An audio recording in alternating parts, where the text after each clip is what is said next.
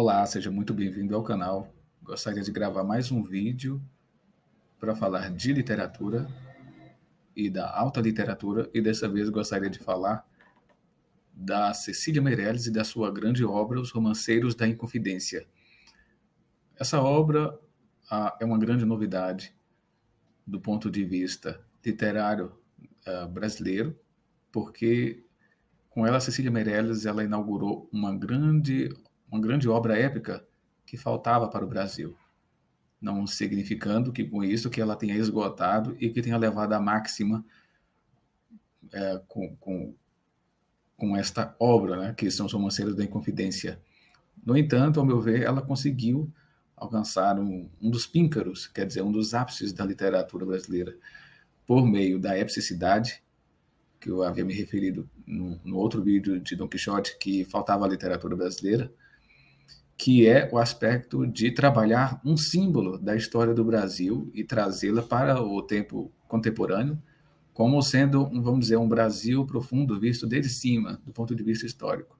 A Cecília Meirelles, ela não conseguiu construir uma obra vasta, no sentido de abarcar todo o Brasil, mas ela deu uma pista, por meio de um episódio da história do Brasil, que seria a época da mineração. A época da mineração foi um grande episódio na história do Brasil, porque modificou sua história. A Cecília Meirelles vai, de certa maneira, atribuir a mineração do ouro, do diamante, das Minas Gerais e de outras partes do Brasil, evidentemente, como sendo vamos dizer, o grande fato histórico, a grande época histórica que vai culminar com a independência. Por isso se chama Romanceiros da Inconfidência Mineira, porque vai desde o período da descoberta das minas e da fundação das cidades, né, de ouro, das cidades coloniais do Brasil, até o momento da Inconfidência, que seria a semente do Brasil independente. Com isso, ela liga, evidentemente, Tiradentes e o seu grupo à formação da identidade brasileira, que é uma identidade voltada para a luta pela liberdade e a luta pela liberdade de expressão, mais especificamente. O que é interessante até abordar com os dias de hoje, né? Porque hoje é uma intensa luta, um intenso debate sobre o que é a liberdade de expressão. Então, o primeiro problema da liberdade de expressão, do ponto de vista histórico, teria sido a Inconfidência Mineira. Do ponto de vista simbólico, a Inconfidência Mineira pode ser incorporado à identidade nacional brasileira, na minha opinião, ainda que eu vou até vamos dizer, em contraposição a algumas pessoas que imaginam a Inconfidência Mineira como sendo um episódio nefasto para a formação da identidade. Eu já não vejo assim, porque todo acontecimento que ocorreu antes da independência, todo ele é simbólico, né? Porque o Brasil não existia no período anterior à independência. Esse Brasil independente não existia. E como fato, tudo o que aconteceu antes deve ser retrabalhado imaginativamente. Não necessariamente, não é por empulhação nem por mentira, mas deve ser trabalhado imaginativamente como um acontecimento épico que desencadeou o Brasil. Por exemplo, nós podemos tratar a Carta de Arqueamento do Brasil como sendo o ponto inaugural da nação brasileira. Mas ela foi, de fato, o ponto inaugural da nação brasileira? Isso depende de como que vai se trabalhar nela no futuro. Então, quer dizer, esse é o trabalho da literatura, né? Voltar para o passado, recontar o passado aos olhos do presente, visando um simbolismo atemporal, meta-histórico, simbólico, que seja fonte da produção cultural brasileira, né? Compondo a história, vamos dizer assim, aquela história espiritual simbólica do Brasil, que hoje, vamos dizer, é um dos maiores desafios a serem recuperados.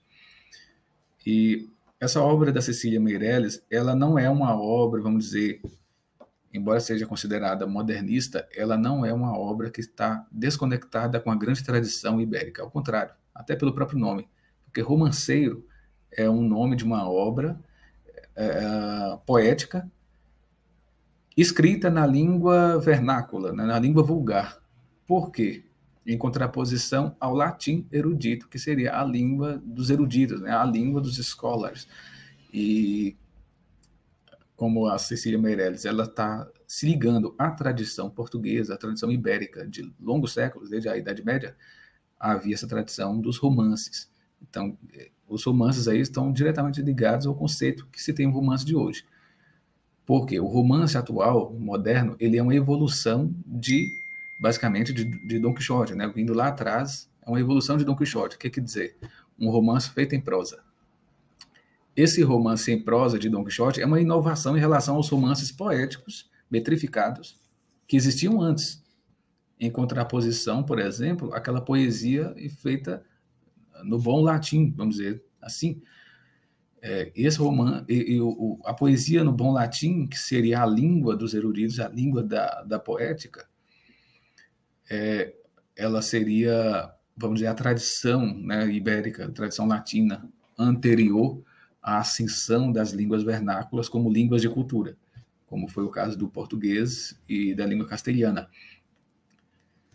Visando esse fato, a Cecília Meirelles vai trabalhar com essa mesma ideia com a obra Os Romanceiros da Inconfidência. Então, os Romanceiros da Inconfidência, assim, no plural, são uma série de poemas curtos que tratam de episódios, figuras ou acontecimentos de maneira muito subjetiva, que vão desde a corrida pelo ouro, desde a descoberta do ouro em Minas Gerais, até a Inconfidência Mineira e a execução, né, dos criminosos. A grande novidade da Cecília Meirelles é que ela faz isto com um estilo próprio, né? O que seria esse estilo próprio dela, ao meu ver? Antes, eu gostaria até de dar uma ressalva. Boa parte da análise que eu fiz até aqui, eu aprendi bastante com o Sérgio de Carvalho Pachá, uma das aulas que ele deu, um dos maiores lexicógrafos do Brasil atualmente, e também com Sidney Silveira, outro também, homem aí da literatura brasileira, entendido da literatura brasileira, que amplia a nossa visão de conhecimento, né, afincando mais nas análises sobre a alta literatura brasileira. Essa avaliação de que Cecília Meirelles é um dos píncaros, né, um dos ápices da literatura brasileira, comparável aí até Camões, né, vamos dizer, realizando um papel semelhante ao de Camões para a literatura brasileira, essa é uma avaliação dele, da qual eu tendo a concordar. Eu tendo a concordar até pelo fato da ausência de todas as outras, né, porque quem é concorrente da Cecília Meirelles não tem. Não existe simplesmente uma obra que faça a mesma coisa que ela fez, num nível compreendendo um século de história, mas uma história que compreenda 5 séculos de história do Brasil, trabalhando todos os símbolos do Brasil, isso não foi feito. Ela trabalhou um único símbolo, um único século, algumas séries de episódios, por meio dos Romanceiros da Inconfidência. Ela, então, pega a tradição ibérica, veja só que interessante, a tradição ibérica anterior à tradição camoniana, o que não significa que ela não tenha absorvido a literatura camoniana, mas ela pega símbolos poéticos, né? Uma tradição poética anterior a Camões. A grande novidade da Cecília Meirelles, ao meu ver, é que ela, veja só que interessante, ela mistura o épico e o trágico, o narrador dela é onisciente. E aqui é um detalhe, o narrador dela é onisciente, mas ele narra as coisas como uma pessoa que vê o passado, o presente e o futuro ao mesmo tempo. Então ela está vendo algo que aconteceu no passado e fala o que será no futuro, como se fosse uma profecia. Mas ao mesmo tempo não é uma profecia, é como se fosse uma testemunha viajante, que viaja no tempo, indistintamente entre o passado, presente e futuro, e consegue dizer de maneira clamorosa sobre esses acontecimentos, como uma grande tragédia humana, que foi a Inconfidência Mineira. Por causa disso, essa contemplação do narrador sobre a tragédia humana, ela é melancólica, né?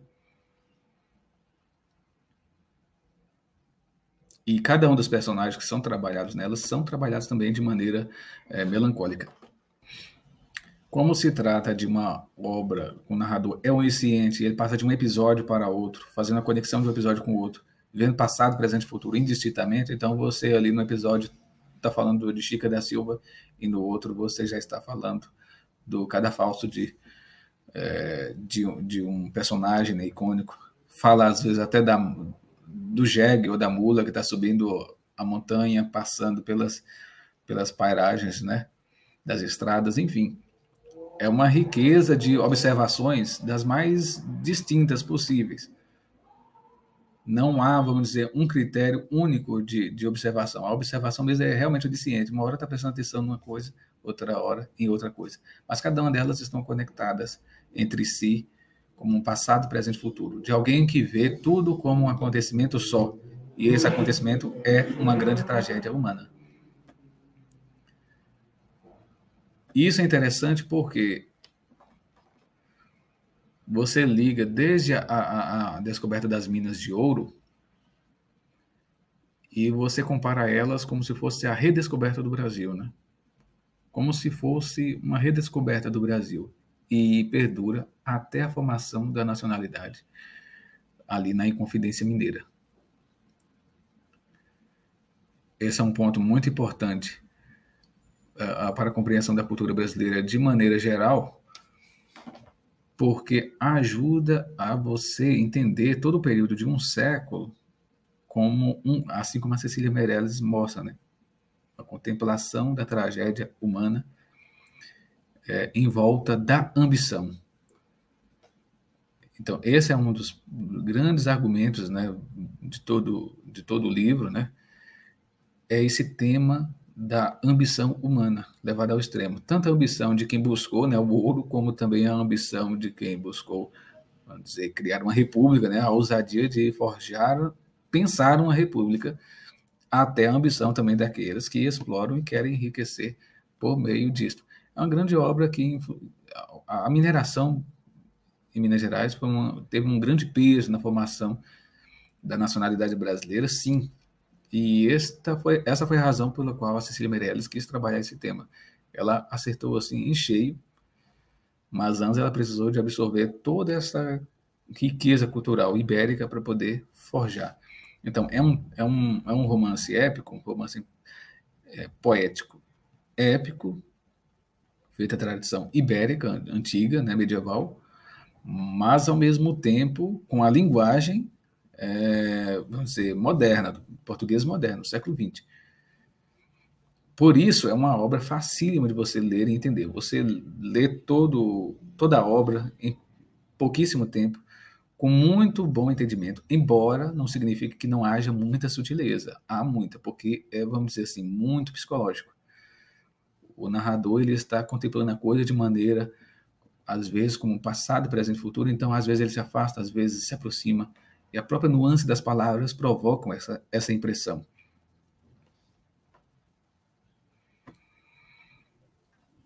Então, por hoje basta.